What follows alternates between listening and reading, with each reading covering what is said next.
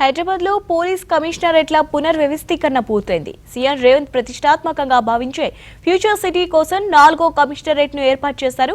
రంగారెడ్డి జిల్లా కలెక్టరేట్ లో నూతన సిపి కార్యాలయాన్ని ప్రారంభించారు.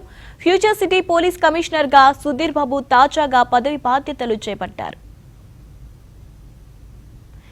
రంగారెడ్డి జిల్లా కొంగరకల్లాండ్లో ఫ్యూచర్ సిటీ సిపి కార్యాలయం ఏర్పాటైంది. జిల్లా సమీకృత కార్యాలయంలోని మొదటి అంతస్తులో తాత్కాలికంగా ఏర్పాటు చేసిన నూతన ఆఫీసును కొత్త సిపి ప్రారంభించారు.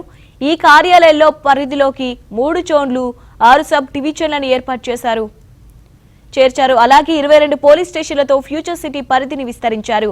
భవిష్యత్తు నగరానికి తగ్గట్లుగా తెలంగాణ సర్కార్ నూతన కమిషనరేట్ ను ఏర్పాటు చేసిందని సిపి సుధీర్ బాబు చెప్పారు. చట్టాన్ని పాటించే వారికి సహకరిస్తానని, చట్టాన్ని ఉల్లంఘించే వారిపై కఠినంగా వ్యవహరిస్తానన్నారు. సిటీ పోలీస్ కమిషనర్ పోలీస్ గా చార్జ్ తీసుకోవడం జరిగింది.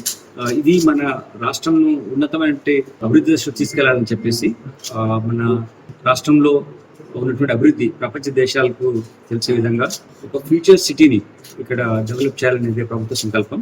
దానిలో ఒక డెవలప్మెంట్ అడ్మినిస్ట్రేషన్ లో భాగంగా అన్ని డిపార్ట్మెంట్స్ కలిసి పోలీస్ అడ్మినిస్ట్రేషన్ కూడా, పోలీస్ యంత్రాంగం కూడా శాంతి భద్రత పరిరక్షించి మంచి అభివృద్ధిలో మన రాష్ట్రం ముందుకెళ్ళాలి.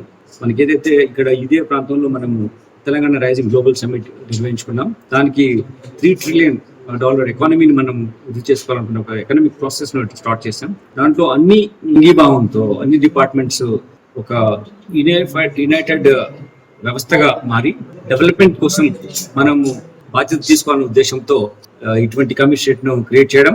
ఈ కమిషనరేట్ ద్వారా పోలీస్ అధికారులు అందరూ రెవెన్యూ డిపార్ట్మెంట్ తో కానీ, మున్సిపల్ అడ్మినిస్ట్రేషన్ తో కానీ, గ్రామంలో ఉన్నటువంటి పంచాయతీరాజ్ వ్యవస్థతో కానీ అందరితో కలిసి పనిచేసి ఒక ఉన్నతమైనటువంటి గోల్స్ మన ప్రభుత్వం సెట్ చేసిందో దానికి మనం చక్కటిగా పనిచేస్తాం. ఈ అవకాశం ఇచ్చినందుకు నేను మన గౌరవ ముఖ్యమంత్రి గారికి, మన రాష్ట్ర ప్రభుత్వానికి నేను కృతజ్ఞతలు తెలియజేస్తున్నాను.